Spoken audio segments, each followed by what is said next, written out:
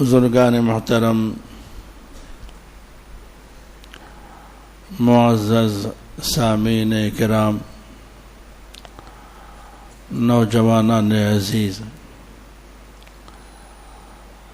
گزشتہ جمعہ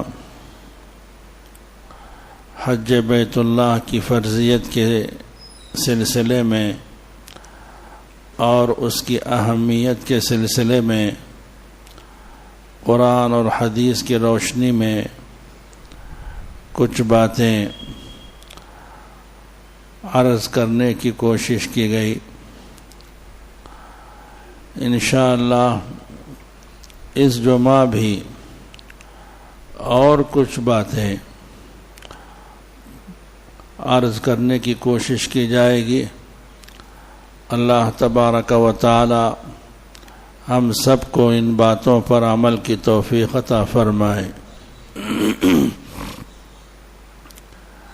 سب سے پہلی بات یہ ہے، حج کے سفر کے سلسلے میں کہ حج کو جانے والا سب سے پہلے حج کی صحیح تڑپ دل میں پیدا کرے اور یہ جذبہ پیدا کرے کہ اللہ تعالی اپنے گھر بلائے اور اپنے محبوب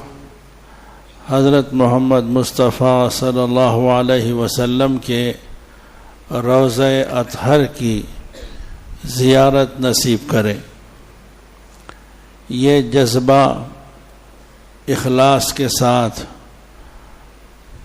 اور خلوص کے ساتھ، سچی لگن اور سچی تڑپ کے ساتھ جب پیدا ہوگا تو اللہ تبارک و تعالی غیب سے اس کے انتظامات فرمائیں گے۔ ویسے تو حج ہر مسلمان پر فرض نہیں ہے، لیکن سفر حج اللہ کی محبت کا اور اس کے عشق و مستی کا ایک ایسا عجیب و غریب سفر ہے کہ ہر مسلمان اپنے اندر اس کی خواہش اور اس کا جذبہ پیدا کرنا چاہیے۔ حضرت مولانا سعید صاحب مکی رحمۃ اللہ علیہ کے پاس کسی نے خط کیا کہ وہ مدینہ منورہ میں رہتے تھے۔ کسی نے خط لکھا کہ میں حج کرنا چاہتا ہوں، لیکن میرے پاس اتنے وسائل اور اسباب نہیں ہیں کہ میں سفر حج کر سکوں۔ تو حضرت نے جواب میں فوری طور پر خط لکھوایا کہ حج کے لیے اسباب کی ضرورت نہیں ہے، بلکہ سارے اسباب سے توجہ ہٹا کر مسبب الاسباب کی طرف توجہ کی جائے، یعنی اسباب کا پیدا کرنے والا اللہ کی طرف توجہ کی جائے، اور جب مسبب الاسباب چاہے گا تو وہ کسی نہ کسی طرح بغیر اسباب کے ہی اپنے گھر بلائے گا۔ تو اس سے معلوم یہ ہوا کہ سب سے پہلی جو چیز ہے وہ سچی لگن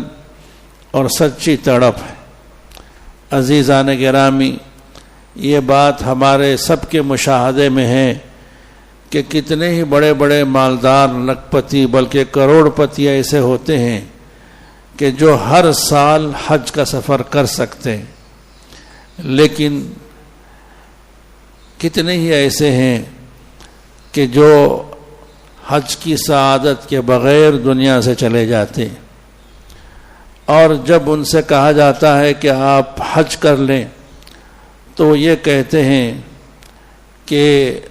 ابھی فلاں کام باقی ہے، ابھی فلاں بزنس نیا شروع ہوا ہے، ابھی فلاں فیکٹری نئی کھلی ہے،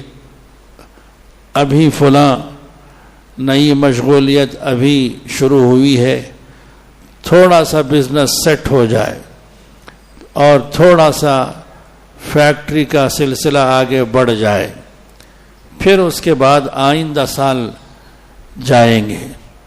پھر جب آئندہ سال آتا ہے تو پھر ایک اور کوئی نئی مشغولیت سامنے آ جاتی ہے، تو پھر وہ شخص اسی طرح اور آئندہ سال کی نیت کر کے رہ جاتا ہے۔ نتیجہ یہ ہوتا ہے کہ وہ زندگی بھر سے رہ جاتا ہے، دنیا سے چلے جاتا ہے، لیکن دنیا کی یہ مشغولیات، یہ مصروفیات کبھی ختم نہیں ہوتی۔ اسی لیے ایک حدیث میں رسول پاک صلی اللہ علیہ وسلم نے ارشاد فرمایا کہ جو کوئی شخص ایسا ہو کہ جس پر حج فرض ہو اور وہ حج کو جا سکتا ہو، اس کے لیے کوئی رکاوٹ نہ ہو،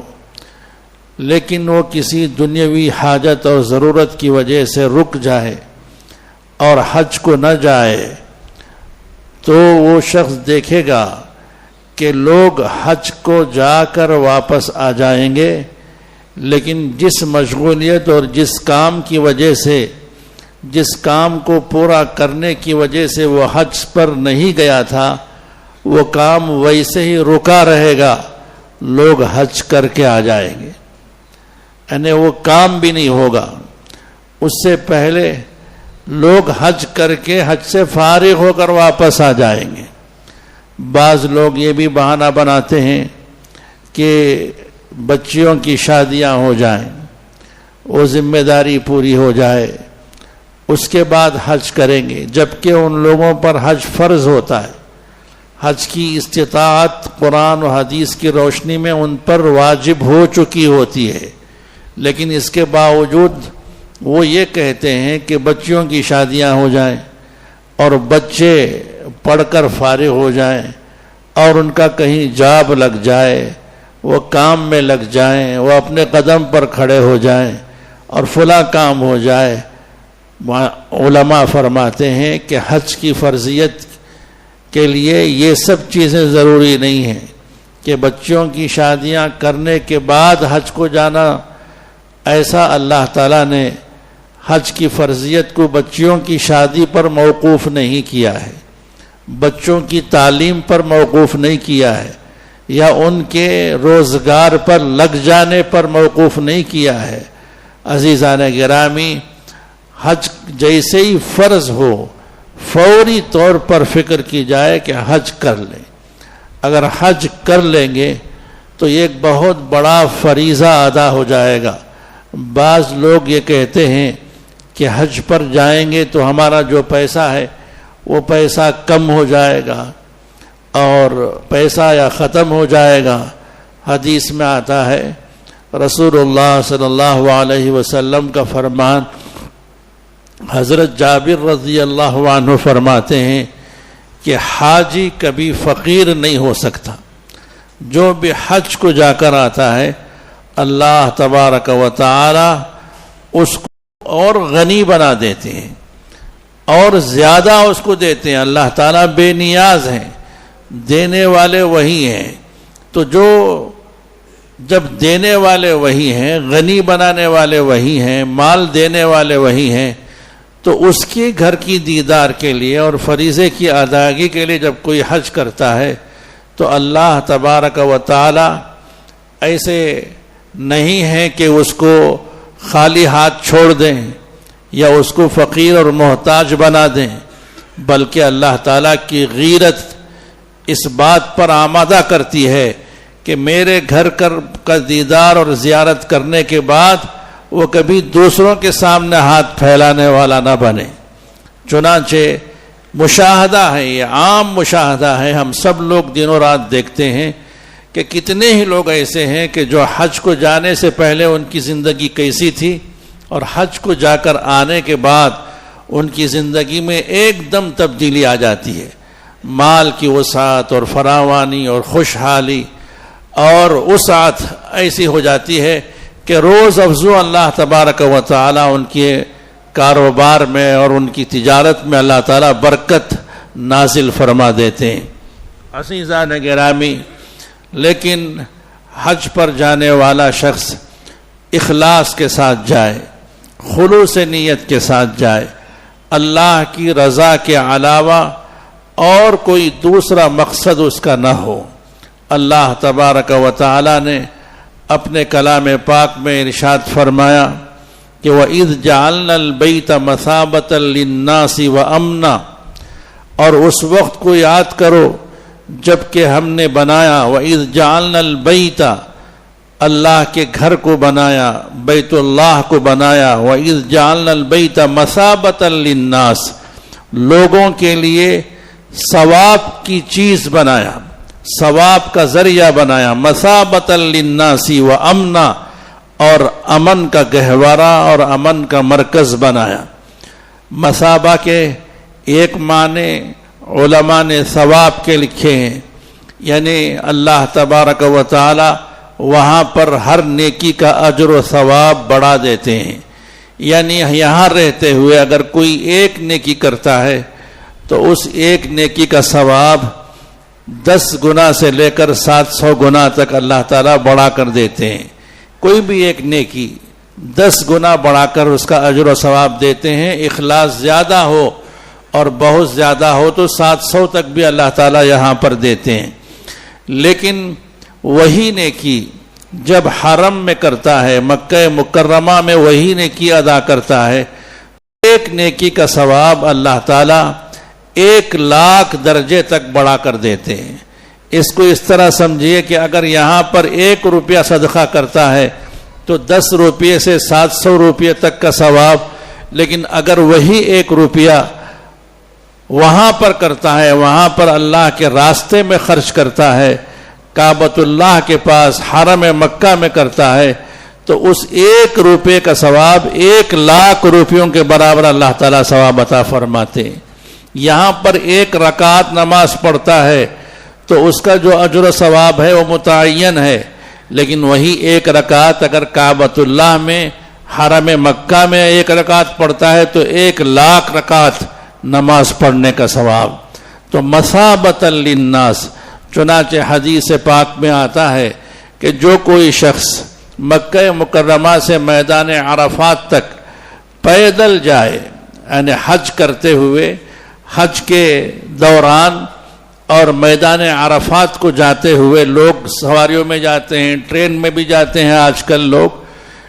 لیکن اگر کوئی شخص ہمت کر کے اگر وہ پیدل جائے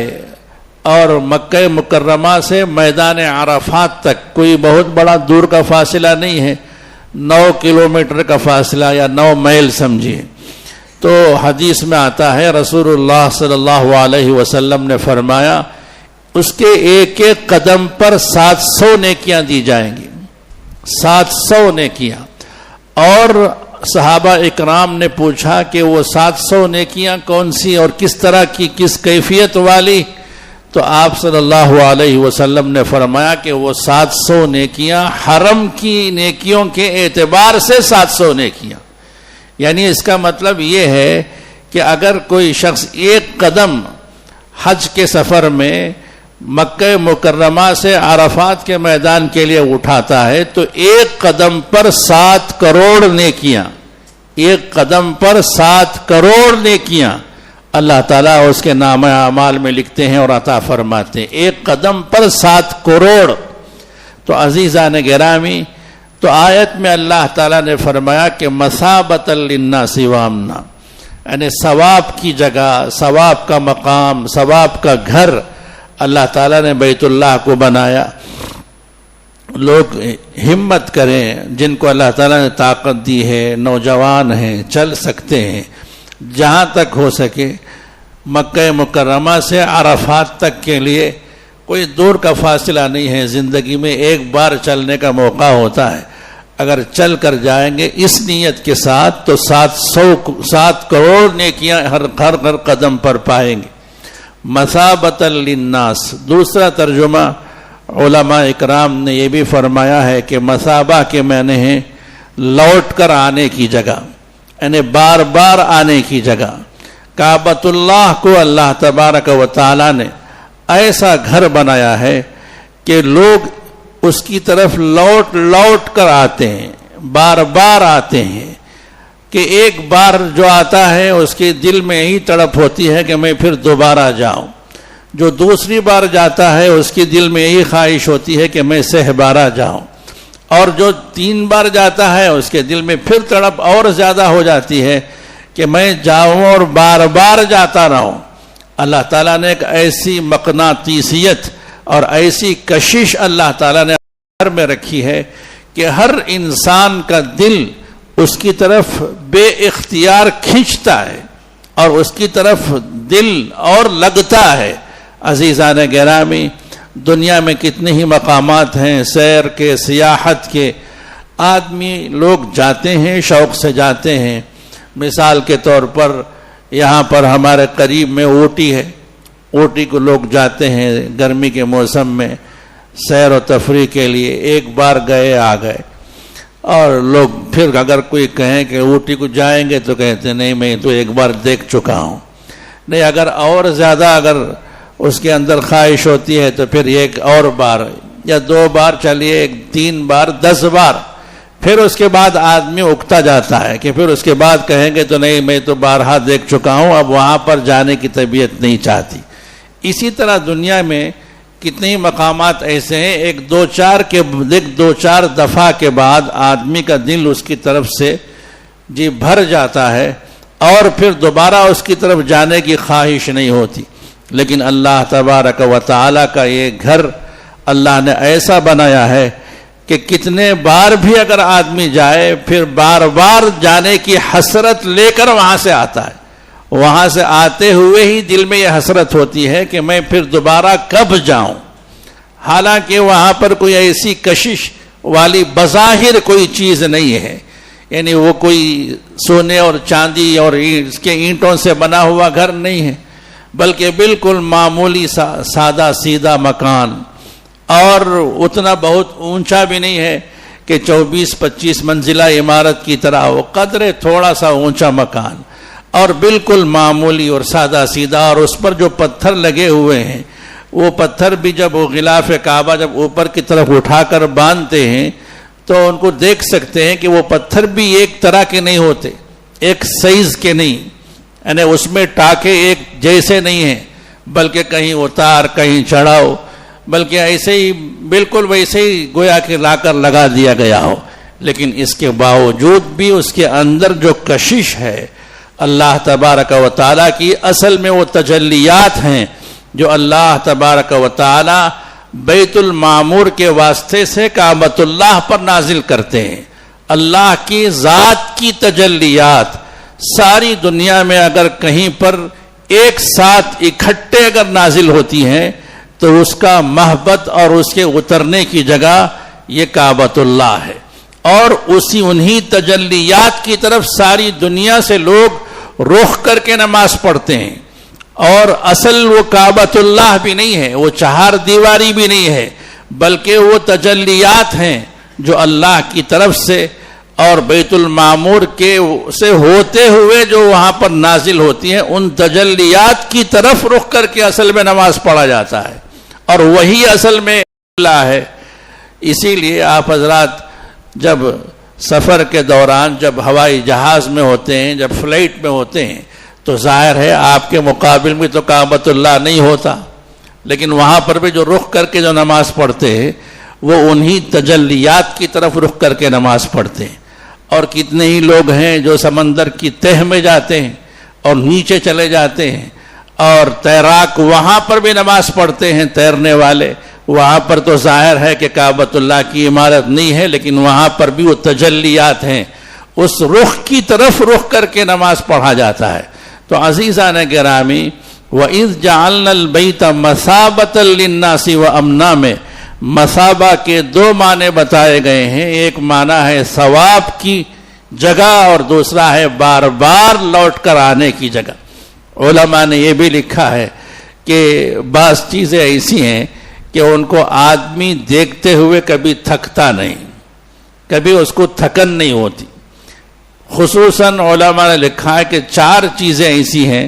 کہ ان کو دیکھتے ہوئے کبھی آدمی کا دل اکتاتا نہیں ہے. آسمان ہے، آسمان کو دیکھ دیکھ کر لوگ کبھی تھکتے نہیں، کبھی بیزار نہیں ہوتے. کیا ہے یہ آسمان، جہاں جاؤ آسمان نظر آتا ہے، یہ ہٹ جانا چاہیے، اس کو الگ ہو جانا چاہیے. کبھی کسی کے تصور میں، کسی کے دماغ میں یہ بات پیدا نہیں ہوتی. حالانکہ دیکھتے رہتے ہیں لیکن کبھی اس سے اکتاہٹ اور بیزارگی نہیں ہوتی. اسی طرح پانی ہے دوسری چیز کہ پانی کو بھی دیکھتے ہیں لیکن پانی سے بھی کوئی اکتاتا نہیں ہے، اور یہ کبھی یہ نہیں سوچتا کہ پانی کی ہیئت بدل جانا چاہیے اور پانی کی صفت بدل جانی چاہیے، اس کا رنگ بدل جانا چاہیے. کیا ایک ہی رنگ کا پانی بچپن سے پی پی کر بیزار ہو گیا، اب اس کو ہٹا دیا جائے؟ کبھی پیدا نہیں ہوتا یہ جذبہ. اور اسی طرح تیسری چیز ہے اللہ تبارک و تعالی کا کلام پاک، قرآن پاک ہے. قرآن پاک کو بھی کبھی دیکھ دیکھ کر پڑھتے ہوئے کبھی طبیعت اکتاتی نہیں. آدمی تھک سکتا ہے لیکن بیزار نہیں ہوتا. جتنی بار پڑھے گا قرآن اتنی بار اس کو نیا مزہ آئے گا، نیا لطف پیدا ہوگا. بار بار پڑھے، جتنی بار پڑھے اور جتنا زیادہ پڑھے گا اتنا زیادہ اس کو لطف آئے گا، جتنا زیادہ سنے گا اتنا زیادہ اس کو مزہ آئے گا. کتنے لوگ ایسے ہیں جو قرآن سنتے رہتے ہیں اور سنتے سنتے کبھی بیزار نہیں ہوتے. بیپار کر رہے ہیں دکان میں، ٹیپ ریکارڈ میں قرآن شریف کی تلاوت ہو رہی ہے، اور دیگر مشغولیات میں ہیں، مصروفیات میں ہیں، قرآن بھی سن رہے ہیں. عزیزان گرامی، قرآن سے بھی کبھی دل اکتاتا نہیں، کبھی بیزارگی نہیں پیدا ہوتی، کبھی دل بھرتا نہیں ہے. اسی طرح علماء نے لکھا ہے کہ چوتھی چیز کعبۃ اللہ ہے. کعبۃ اللہ کو بھی کبھی آدمی دیکھ کر سیر نہیں ہوتا، کبھی یہ نہیں کہتا کہ میں کعبۃ اللہ کو دیکھ کر آ گیا ہوں اب پھر دوبارہ مجھے جانے کا شوق نہیں ہے. عزیزان گرامی، کبھی بھی نہیں. اور یہی وجہ ہے کہ اللہ تبارک و تعالی نے اپنے حبیب کے ذریعے سے فرمایا کہ کعبۃ اللہ پر ہر وقت 120 رحمتوں کا نزول ہوتا ہے. ہر وقت 120 رحمتیں اللہ کی طرف سے نازل ہوتی رہتی ہیں، اور اس میں سے 60 رحمتیں صرف طواف کرنے والوں پر ہوتی ہیں، کہ جو طواف کر رہے ہوتے ہیں ان پر 60 قسم کی رحمتیں اور 60 رحمتیں. اور کعبۃ اللہ کی طرف رخ کر کے نماز پڑھنے والے پر 40 رحمتیں اللہ تعالیٰ نازل فرماتے ہیں. اور جو کعبۃ اللہ کو صرف دیکھتا ہے، صرف دیکھتے ہوئے بیٹھتا ہے اور کچھ کام نہیں اس کا، نہ طواف کر رہا ہے، نہ نماز پڑھ رہا ہے، نہ ذکر کر رہا ہے، نہ زبان اس کی حرکت کر رہی ہے، کچھ نہیں، صرف کعبۃ اللہ کو دیکھنے پر ثواب ہے. دنیا کا کوئی مقام ایسا نہیں ہے کہ جس کو صرف دیکھنے پر ثواب ہو. وہ اللہ تبارک و تعالیٰ کا یہ گھر ہے خاص، اس کو دیکھنے پر بھی اللہ تعالیٰ ثواب عطا فرماتے ہیں. عزیزان گرامی، یہ حج کا سفر معمولی سفر نہیں ہے، عام سفر نہیں ہے. امریکہ بھی لوگ جاتے ہیں، لندن بھی جاتے ہیں، آسٹریلیا بھی جاتے ہیں، دنیا کے کونے کونے میں جاتے ہیں، لیکن ان سفروں میں، اللہ کے اس گھر کے سفر میں اور حرمین کے سفر میں، مکے اور مدینے کے سفر میں زمین و آسمان کا فرق ہے. کہ جو مکہ اور مدینہ دیکھ لیا اس کو دنیا کی کسی چیز کی کوئی حاجت نہیں، کسی چیز کو دیکھنے کی ضرورت نہیں ہے. اللہ تبارک و تعالیٰ نے ایسی کشش اور ایسا سکون اور ایسا اطمینان اور ایسی رحمتیں اللہ نے یہاں پر نازل کی ہیں اور رکھی ہیں کہ یہاں پر جانے والا شخص کسی اور جگہ جانے کی خواہش نہیں رکھتا. بس مجھے جب بھی موقع ملے کعبۃ اللہ دیکھ آؤں، روضہ رسول صلی اللہ علیہ وسلم کی زیارت کر کے آ جاؤں. عزیزان گرامی، لیکن قیامت کے قریب رسول اللہ صلی اللہ علیہ وسلم نے فرمایا، یأتی علی الناس زمان، لوگوں پر ایک زمانہ ایسا آئے گا کہ مالدار لوگ میری امت کے، یحج اغنیاء امتی، میری امت کے جو مالدار لوگ ہیں وہ حج کریں گے للنزہۃ، سیر و تفریح کی غرض سے، یعنی حج کے سفر کو بھی وہ لوگ سیر و تفریح کا سفر بنا لیں گے کہ لوگ رہ رہ کر یہاں پر بیزار ہو گئے، بیپار میں اور دیگر دھندوں میں، دنیاوی مشغولیتوں میں، اب چلیں اور سفر جو کر رہے ہیں حج کا نام، حج کا سفر ہے، نام عمرے کا ہے، لیکن دل میں بس یہ تفریح ہے اور آرام کرنا ہے، اور وہاں پر جا کر مختلف قسم کی غذائیں اور کھانے اور پینے کی چیزیں، اللہ تعالیٰ تو وہاں پر حج بیت اللہ اور کعبۃ اللہ کی نسبت سے ہر وقت وہاں پر ہر طرح کی غذاؤں کی ایک بہتات ہوتی ہے کہ آپ یہاں پر صرف آم کے سیزن میں آم دیکھ رہے ہیں، وہاں پر آپ کو سال بھر آم نظر آئے گا، وہاں پر آم ہے، ہر وقت آپ کو آم نظر آئے گا، اور ہر ایک ملک کا الگ الگ ممالک سے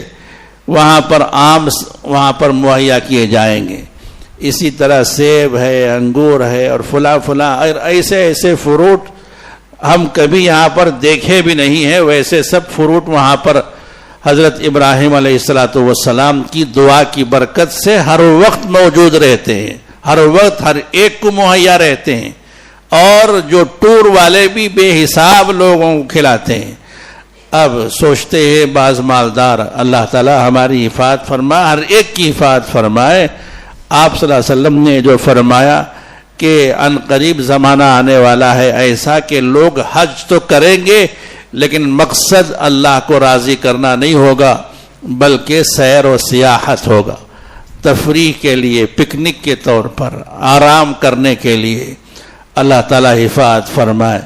آج بھی ظاہری طور پر دل کا حال تو اللہ تعالیٰ جانتا ہے، لیکن ظاہری طور پر جو لوگ بار بار حج و عمرہ کرتے ہیں ایسے لوگوں کو بھی دیکھتے ہیں۔ حرم کعبہ بازو ہے، بازو ہوٹل ہے 5 اسٹار، آرام کرتے رہتے ہیں۔ نماز کا وقت ہو گیا، اذان ہو گئی، بھئی نماز کو چلیے، نماز کا وقت ہو گیا، سب جا رہے، آپ آئے ہیں نا، آپ جائیے، آپ اپنا کام کیجئے، مجھے معلوم ہے نماز پڑھنا۔ ایسا جواب دینے والے بھی ہیں۔ کعبۃ اللہ کے قریب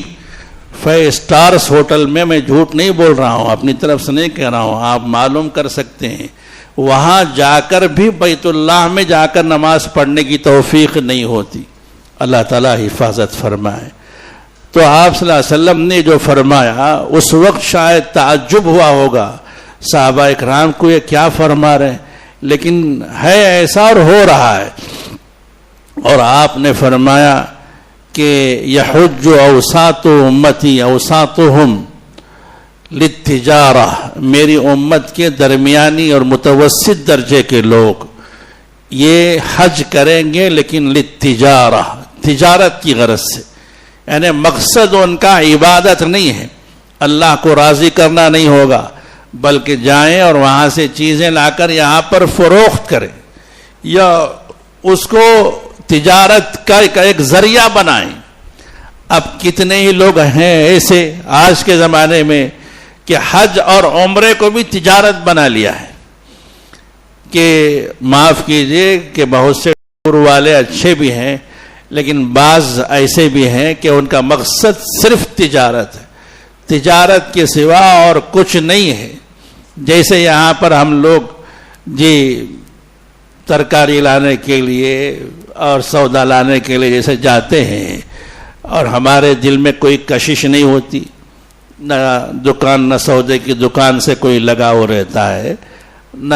اس ترکاری کے دکان سے کوئی تعلق ہوتا ہے، گئے اپنی ضرورت کے لیے، گئے آ گئے۔ ایسے بھی ہوتے ہیں بعض لوگ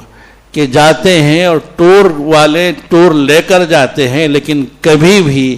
ان کے دل میں کبھی بیت اللہ کی تڑپ نہیں رہتی، کبھی اس کا جذبہ نہیں ہوتا۔ وہاں رہتے ہوئے بھی یہ لوگ نماز نہیں پڑھتے، یعنی بیت اللہ میں نہ ہو سکتا ہے تنہا الگ پڑھ لیتے ہوں، لیکن ان کا مقصد ہر چیز میں پیسہ کمانا، کسی نہ کسی طرح پیسہ لینا. یہاں پر ایک وعدہ کرتے ہیں, وہاں پر جا کر پھر اس نام سے اس نام سے, اور آدمی محتاج, اور آدمی وہاں پر جا کر مجبور ہو جاتا ہے. ارے یہاں تک جب آئے ہیں تو پھر یہ بھی کر لیں گے, پھر وہ بھی کر لیں گے. پھر وہاں پر الگ سے اس کا مطالبہ ہوتا ہے, نہیں وہ اس میں شامل نہیں تھا, ہم آپ کو بتانا بھول گئے, یا اس کی قیمت بڑھ گئی, مختلف انداز سے. اور اس میں دھوکہ دینے والے بھی بہت سے ہیں کہ یہاں پر سے لے کر جاتے ہیں اور وہاں پر چھوڑ دیتے ہیں ویسے ہی, یا یہاں پر جو وعدہ کرتے ہیں وہاں پر دور لے جا کر ٹھہراتے ہیں اور کہتے ہیں قریب, اور کھانا اچھا نہیں. مختلف قسم کے, ہر چیز میں کسی نہ کسی طرح ان کو فائدہ ہو اور منافع زیادہ سے زیادہ ہو.